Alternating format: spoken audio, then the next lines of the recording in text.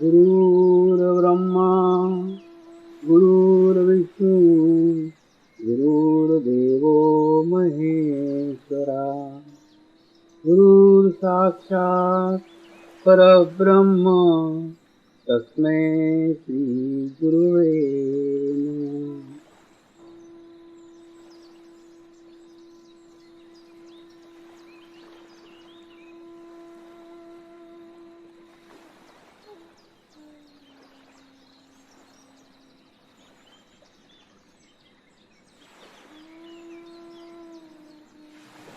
मेरे साथ ध्यान की शुरुआत करेंगे।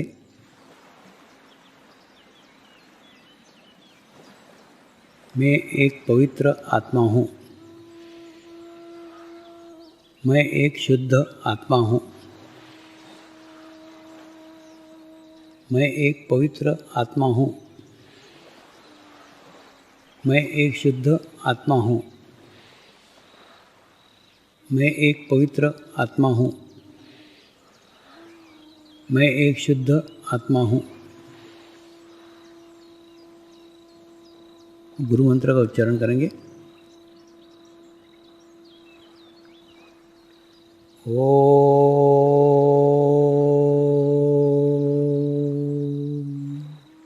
श्री शिवकृपानंद स्वामी नमो नमः। ओम श्री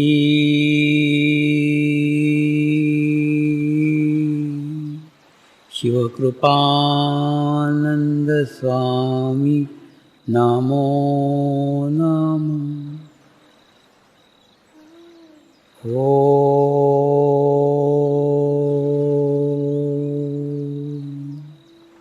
श्री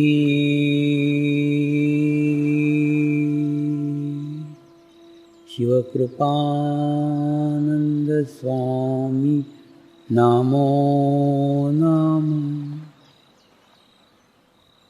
ओम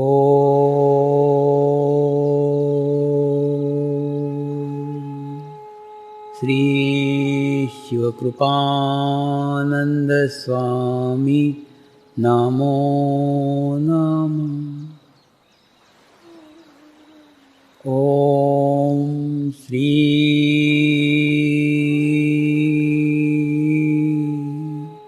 शिवकृपानंद स्वामी नमो नमः।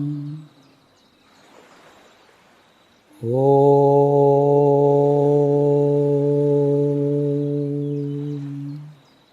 श्री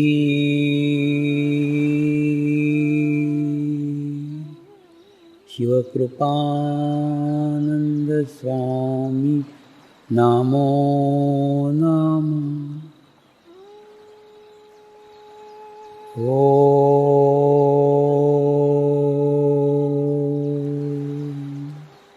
श्री शिवकृपानंद स्वामी नमो नमः। ओम श्री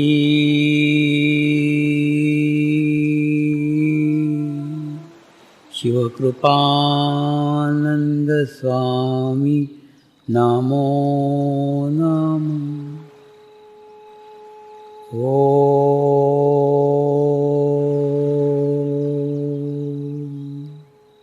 श्री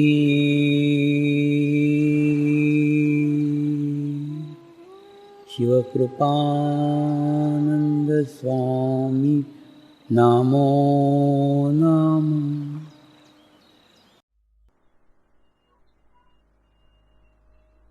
एक बार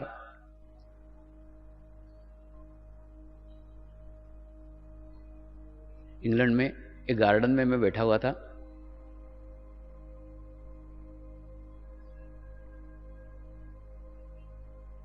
दो शिविरों के बीच का समय था, फ्री था। एक महिला मुझे मिलने के लिए आई। बोले, स्वामी जी मैं गुरुओं को बिल्कुल पसंद नहीं करती हूँ, स्वामियों को बिल्कुल पसंद नहीं करती हूँ, लेकिन मुझे परमात्मा की प्राप्ति करने की इच्छा है। मैंने उसको कहा फिर तो मेरे पास काय को आई, परमात्मा के पास जा।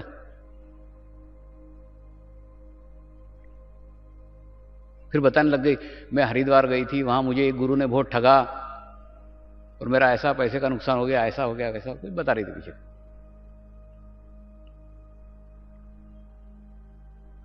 मैंने उसको कहा इतना होने के बावजूद भी तू मेरे पास आई है, जबकि तुझे गुरु के पास नहीं जाना है, तुझे परमात्मा के पास जाना है। लेकिन तेरी आत्मा जानती है कि परमात्मा के पास जाने का रास्ता गुरु के पास से है, इसलिए वो तुझे यहां तक लेके आई है। और मैं तो उस गुरु को भी धन्यवाद देता हूं जिस गुरु ने तुझे ठगा। कम से कम गुरु की चाहत तो तेरे अंदर निर्माण कर दी। गुरु ने तुझे नहीं ठगा, उस व्यक्ति ने तुझे ठगा है, तूने थोड़ी गुरु को ठगा है। कल तुझे नकली हीरा मिला था, आज तुझे असली हीरा मिल गया।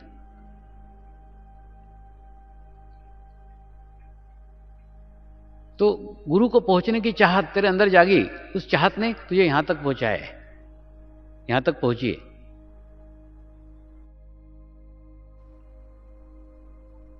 विदेशों में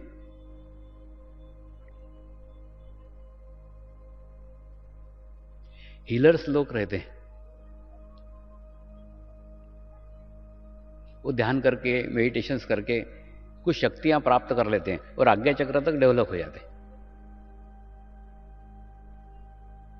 और आज्ञा चक्र तक डेवलप होने के बाद में उनको दिखता है, आभामंडल दिखता है, ओरा दिखता है, आदमी कैसा है दिखता है, वाइब्रेशन दिखते हैं, एनर्जी दिखती है।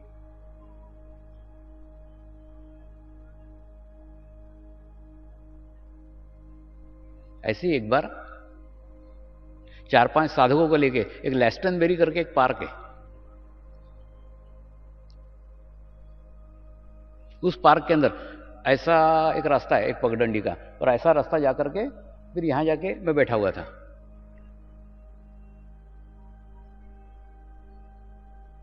चार पांच साधक भी मेरे साथ में थे। एक अंग्रेज महिला वहां से सड़क पे से रोज जाती थी अपने ऑफिस। अचानक उसने महसूस किया कि आज पार्क के वाइब्रेशंस खूब बढ़ गए। मैं रोज ही तो इस पार्क पे से जाती हूं, लेकिन इस पार्क के आज वाइब्रेशंस खूब बढ़ गए। निश्चित रूप से कोई ऐसा व्यक्ति आया हुआ है जिसके वाइब्रेशंस बाहर की ओर आ रहे हैं। तुरंत उसने अपनी कार पार्क की और जैसे कुत्ते सूंघते ना, वैसे दोनों हाथ करके ऐसे करते करते करते करते करते करते वो ऐसी नहीं घुसी, वो ऐसी घुसी उल्टी, जहां से निकलने का रास्ता है ना वहां से घुसी, क्योंकि मैं पास में ही था और पास में आके फिर मिली। बोले स्वामी जी आपके वाइब्रेशंस बाहर महसूस हो रहे हैं, सड़क के ओर मालूम पड़ रहे हैं कि आप अंदर बैठे हुए। आज वो वहां पे सेंटर चला रही है।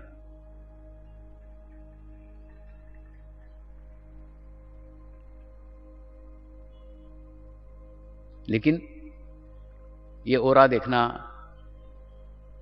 वाइब्रेशंस महसूस करना, आभामंडल देखना, ये पूर्णत्व नहीं है। पूर्णत्व सहस्त्रार चक्र तक है।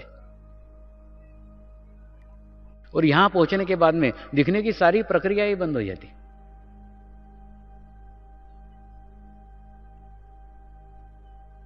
जैसे मैंने बताया ना, किसी को प्रकाश के दर्शन होते हैं, किसी को ज्योति के दर्शन होते हैं, किसी को देवता के दर्शन होते हैं। जो दिखने की प्रक्रिया है वो इस आंखों तक है, आज्ञा चक्र तक है। इसके ऊपर जाके देखने की भी प्रक्रिया बंद हो जाएगी।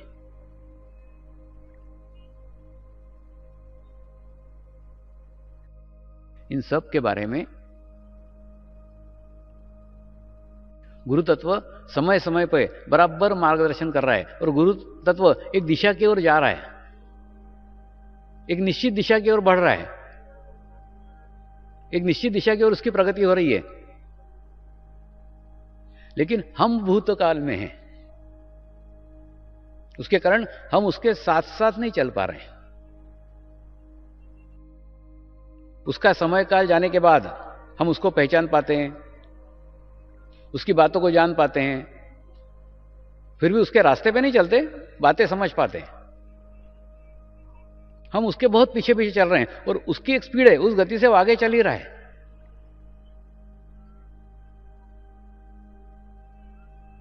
मैंने कल बताया था कि गुरु शक्ति की प्रगति हो रही है, प्रोग्रेस हो रही है,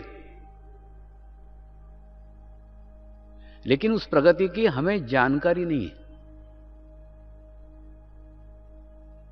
उस प्रगति का, उस प्रोग्रेस का हमें पता नहीं है, क्योंकि हम उस मार्ग के ऊपर ही नहीं है।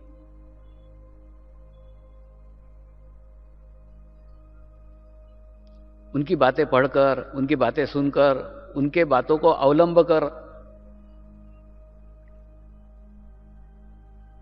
अगर हम चलते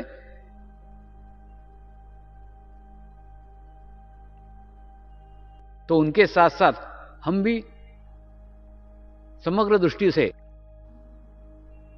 वृद्धिगत हो जाते।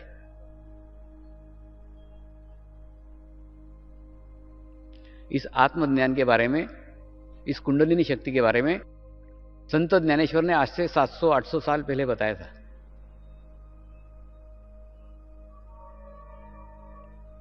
क्या फायदे होते हैं, क्या लाभ होते हैं, इससे आध्यात्मिक स्थिति कैसे प्राप्त हो सकती है, परमात्मा कैसे मिल सकता है, सब बताया था। सिर्फ कैसे जागृत होती है वो नहीं बताया। उन्होंने उनके कार्यकाल में उतना बता दिया।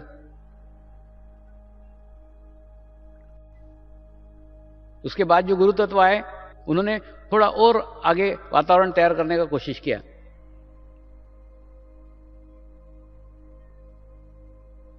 वो तब जागृत हो सकती है जब आत्म की तरफ आपका ध्यान जाए, आप अंतर्मुख हो।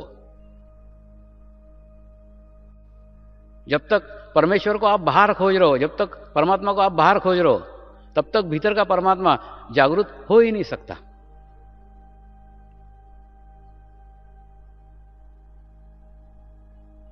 तो शिरडी के साईं बाबा ने आगे की बात कही, परमात्मा एक है, सबका मालिक एक है, परमेश्वर एक है, और परमेश्वर को ढूंढना है तो भीतर की ओर जाओ। तुम्हारे भीतर परमात्मा बैठा हुआ है, तुम्हारे अंदर परमात्मा बैठा हुआ है। कितना तो क्लियर तो बता दिया, स्पष्ट तो बता दिया। हमने सुना क्या? नहीं। हमने माना क्या? नहीं।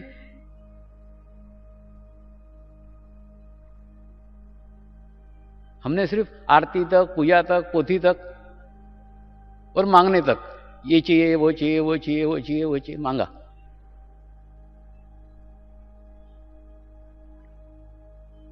वो तो समग्र ज्ञान देने के लिए आए हैं। आप क्या मांग रहे हो आपके ऊपर निर्भर है।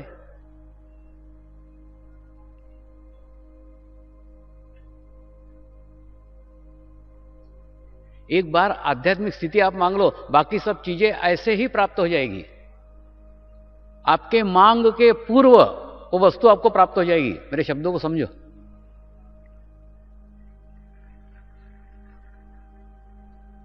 अरे बाबा, एक बार आप उस परम चैतन्य के साथ जुड़ जाओ, तो जुड़ जाने के बाद में जो आपकी रिक्वायरमेंट है, जो आपकी आवश्यकता है, आपको भी पता नहीं है कि आपके भविष्य में आवश्यकता है, वो भी आवश्यकता वो पूर्ण करके रखेगा। तुम वहां पहुंचोगे तो एकदम तैयार मिलेगा।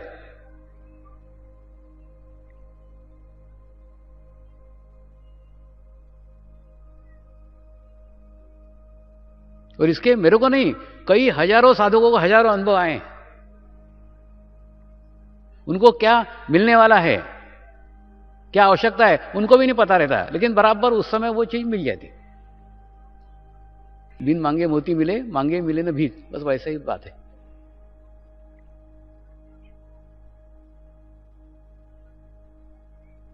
मांगना छोड़ दो। मांगने के बाद आपकी दृष्टि सीमित हो जाती है, और नहीं मांगोगे तो जो मिलेगा वो आपके अपेक्षा से भी अधिक होगा।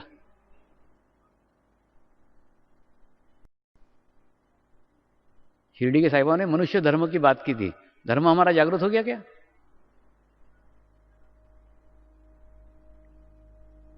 इतना अच्छा आत्मज्ञान के लिए वातावरण तैयार किया हुआ है, step by step, step by step, step by step.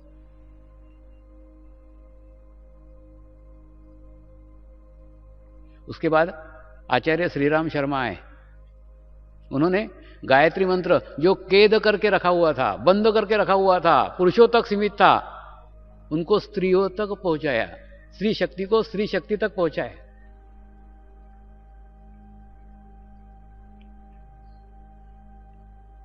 क्यों?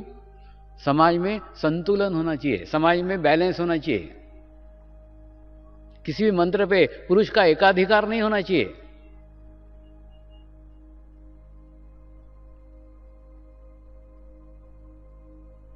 और शक्ति स्त्री तक पहुंची नहीं तो स्त्री शक्ति कैसे निर्माण होगी? ये सब वातावरण बन रहा है, एक एक एक एक क्रमबद्ध तरीके से, लयबद्ध तरीके से हो रहा है।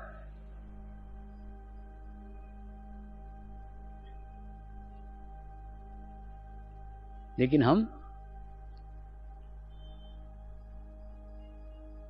अपने जीवन काल में ये सब बातें जान नहीं पाते। शिरडी के साईं बाबा को पागल फकीर कहा, रामकृष्ण परमहंस को पागल ठाकुर कहा।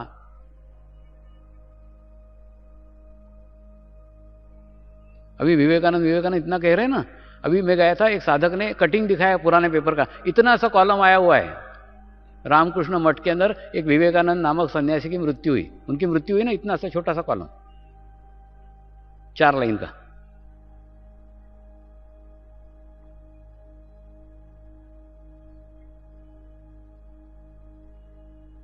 समाज को जानकारी नहीं रहती, कौन आता है, कौन चला जाता है। तो एक आध्यात्मिक प्रगति का प्रवाह बराबर चल रहा है, सूक्ष्म रूप से चल रहा है।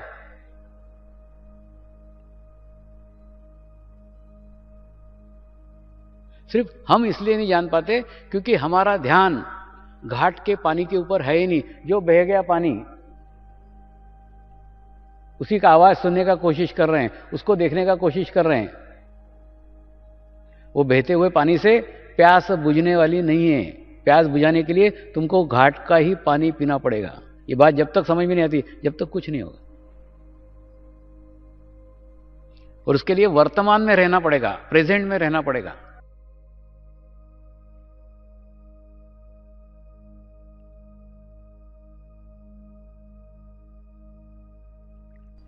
अरे संतों महात्माओं को छोड़ो,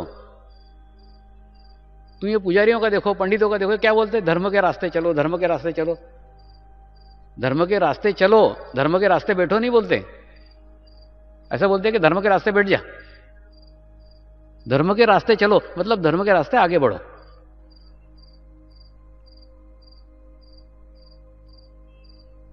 धर्म एक रास्ता है, धर्म एक मार्ग है उस परमात्मा तक पहुंचने का। तो मार्ग के ऊपर बैठे मत रहो, मार्ग के ऊपर चलो ना।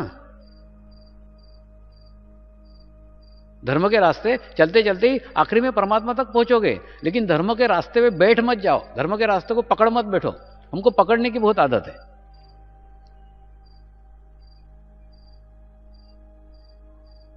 तो मैं भी एक माध्यम हूं, मेरे को भी पकड़ो मत। जो अच्छा लगे वो लो, आगे बढ़ो, प्रगति करो, प्रोग्रेस करो। और पकड़ करके बैठोगे तो तुम्हारा भी नुकसान करोगे, मेरा भी नुकसान करोगे। तुम्हारा नुकसान ये कि तुम आगे का रास्ता चल नहीं पाओगे, और मेरा नुकसान ये मेरे पीछे और जो आ रहे हैं उनके लिए चक्का जाम करोगे।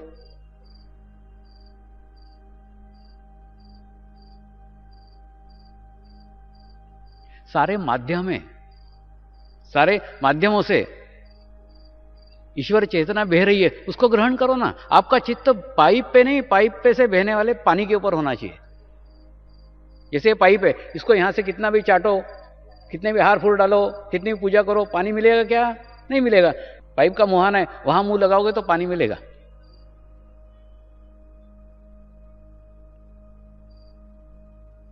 चित्त बाहर है, इसलिए चित्त पाइप के ऊपर है। अगर चित्त अंदर जाएगा तो बराबर पाइप पे नहीं, पाइप में से बहने वाले पानी की ओर जाएगा। वो ठंडा पानी, वो चैतन्य युक्त पानी, वो चैतन्य युक्त प्रवाह, सारा चित्त उसी के ऊपर चला जाएगा। सारा बाहर आवरण सब छूट जाएगा।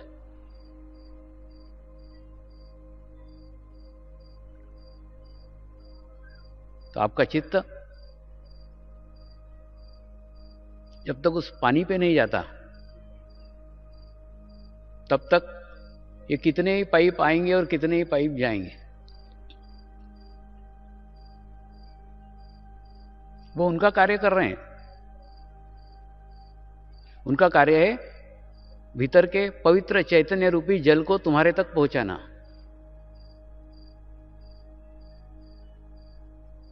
प्रत्येक पाइप अपना कार्य कर रहा है।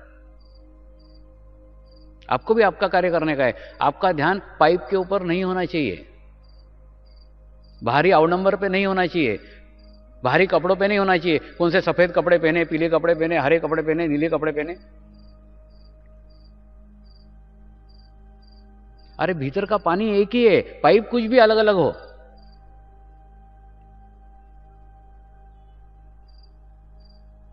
कई लोग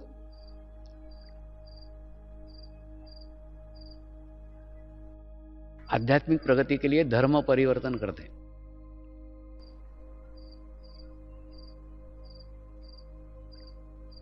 वास्तव में ये बाहरी सांसारिक धर्म आप कितने भी बदल लो, उनसे भीतर का धर्म जागृत नहीं होगा। भीतर का धर्म जागृत होने के लिए भीतर का ही ज्ञान चाहिए। जैसे कल्पना करो, एक व्यक्ति है जिसके पेट में खूब जोर से मरोड़े उठ रही है, पेट में खूब दर्द हो रहा है, उसको हॉस्पिटल में ले जाओ। डॉक्टर उसके पीले कपड़े निकाल करके नीले कपड़े पहना देगा। पेट दर्द ठीक होगा क्या? नहीं। नीले कपड़े निकाल करके सफेद कपड़े पहना देगा। पेट दर्द ठीक हो गया क्या? नहीं।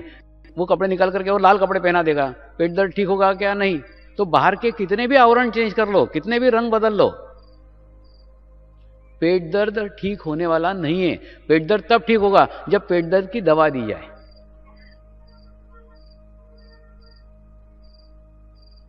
तो बाहरी सांसारिक धर्मों को परिवर्तन करके कुछ भी अंदर चेंज होने वाला नहीं है, अंदर कुछ बदलाव होने वाला नहीं है। और अंदर बदलाव होगा तो अंदर से ही होगा। कई बार लोग मुझे पूछते हैं, स्वामी जी आप कुंडलिनी शक्ति जागृति करते हो क्या? मैं बोलता नहीं बाबा, मैं तो नहीं करता। फिर कैसे हो जाती है? मैंने कहा हो जाती है। आप नहीं करते और हो जाती है? मैंने कहा हाँ हो जाती है। मैंने उनको कहा कुंडलिनी शक्ति परमात्मा की शक्ति है, उसको कोई नहीं जगा सकता, ना मैं जगा सकता ना तुम जगा सकते, कोई जगा ही नहीं सकता। ईश्वरीय कार्य कोई कर सकता क्या? कोई नहीं कर सकता। फिर बोले फिर कैसे हो जाती है? फिर उनको समझाता हूं, जैसे एक जलती हुई मोमबत्ती है, वो अपने जगह स्थायी है, जल रही है, यहां खड़ी है, जल रही। तो किसी के लिए नहीं जल रही, वो जल रही है बस। उसको यहां तक जलने का है, उतना जल रही है, उसके बाद में बुझ जाएगी। ये उसका जीवन है, ये उसका लाइफ है। जितने साल की उम्र है उतने साल जलेगी, बाद में मरेगी। अब उस जलती हुई मोमबत्ती को देख के एक बुझी हुई मोमबत्ती की इच्छा हो गई। आहा, क्या मोमबत्ती जल रही है, क्या प्रकाश दे रही है, कितना लाइट है वहां, और मैं तो अंधेरे में पड़ी हुई अटाले में। मैंने भी जलना चाहिए, मैंने भी मेरे जीवन का उद्देश्य पूर्ण होना चाहिए, मैंने भी अंधेरा दूर करना चाहिए, मुझे भी प्रकाशित करना चाहिए। और ये बुझी हुई मोमबत्ती जो अटाले में पड़ी हुई है, अंधेरे में पड़ी हुई है, ये मोमबत्ती धीरे धीरे धीरे धीरे धीरे ये जलती हुई मोमबत्ती के पास जाती है। और इस जलती हुई मोमबत्ती के लो से इसकी लो टकरा जाती है ऐसी, और जैसी टकरा जाती है ये बुझी हुई मोमबत्ती भी जल उठती है। तो ये बुझी हुई मोमबत्ती को इस जली हुई मोमबत्ती ने जलाया क्या? नहीं, ये तो बेचारी अपनी जगह खड़ी थी। ये बुझी हुई मोमबत्तियां इसके पास आई और इसके सानिध्य में जल उठी, प्रकाशित हो गई। ठीक उसी प्रकार से आप मेरे सानिध्य में प्रकाशित होते हो। मैं कुछ नहीं करता, मैं तो जल रहा हूं, मैं मेरे जीवन को धीरे धीरे कम कर रहा हूं। जब तक हूं जब तक जलते रहूंगा, और जब तक जलता रहूंगा तब तक कोई भी बुझी हुई मोमबत्ती आके मुझसे जल सकती है। कोई भी, किसी भी जाति की, किसी भी धर्म की, किसी भी रंग की, किसी भी देश की, किसी भी राज्य की, किसी भी भाषा की।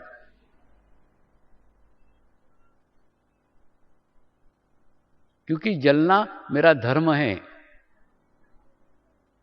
प्रकाशित करना मेरा धर्म है। आने वाली मोमबत्ती किस देश की है, किस धर्म की है, किस जाति की है, किस रंग की है, किस रूप की है, किस आकार से है, उससे मुझे कुछ भी लेना देना नहीं है। और उसका आकार, उसका रंग, उसका धर्म, उसकी जाति, उसका देश जलने के बीच में आड़े नहीं आएगा। कोई भी आके लो से लो टकराई, प्रकाशित हो गई, जल गई।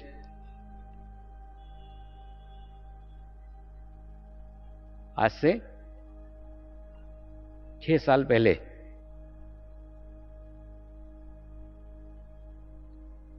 मैंने नायग्रा फॉल पे जाके साधना की थी और वहां जाकर अपने आप को पूर्ण मनुष्य जाति के लिए समर्पित कर दिया। मैंने मेरे तरफ से पूरा रास्ता खोल दिया। कोई भी दुनिया का व्यक्ति मुझसे आत्मज्ञान प्राप्त कर सकता है, मैं सबके लिए समर्पित हूं।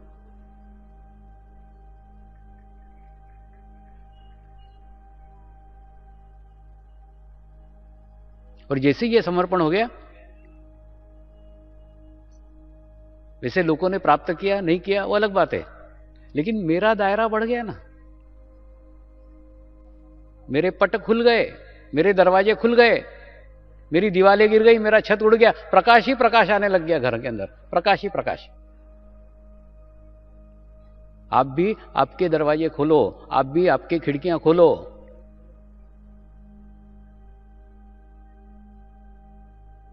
धर्म की खिड़कियां खोलो, जाति की खिड़कियां खोलो, रंग की खिड़कियां खोलो, देश की खिड़कियां खोलो, सब खोल दो। जितनी खोलोगे उतनी ऊर्जा, उतना प्रकाश आपके भीतर आएगा। प्रार्थना करेंगे, हे परमात्मा, हम सभी पवित्र आत्माएं आपको हृदय से प्रार्थना करते हैं कि सारे विश्व में शांति हो, सारे विश्व के आत्माओं की आध्यात्मिक उन्नति हो एवं सर्वांगीण उन्नति हो। यही हम सब आत्माओं की शुद्ध इच्छा है। हे परमात्मा, हम सभी पवित्र आत्माएं आपको हृदय से प्रार्थना करते हैं कि हमारे सद्गुरु श्री शिव कृपानंद स्वामी जी का स्वास्थ्य सदैव अच्छा रहे, उनकी आयु दीर्घ हो। यही हम सब आत्माओं की शुद्ध प्रार्थना है, शुद्ध प्रार्थना है, शुद्ध प्रार्थना है। हे परमात्मा, समर्पण आश्रम व श्री गुरु शक्ति धाम का निर्माण कार्य आपकी कृपा में, आपकी करुणा में, आपकी इच्छा अनुसार निर्विघ्न संपन्न हो। यही हम सब आत्माओं की शुद्ध प्रार्थना है, शुद्ध प्रार्थना है, शुद्ध प्रार्थना है। शांति पाठ करेंगे। ओम ध्यो शांति अंतरिक्ष गुम शांति पृथ्वी शांति रापः शांति औषधयः शांति वनस्पतयः शांति विश्वे देवाः शांति ब्रह्म शांति सर्वगं शांति शांति एव शांति सामा शांति एधि ओम शांति शांति शांति सर्व इष्ट सुशांति भवतु।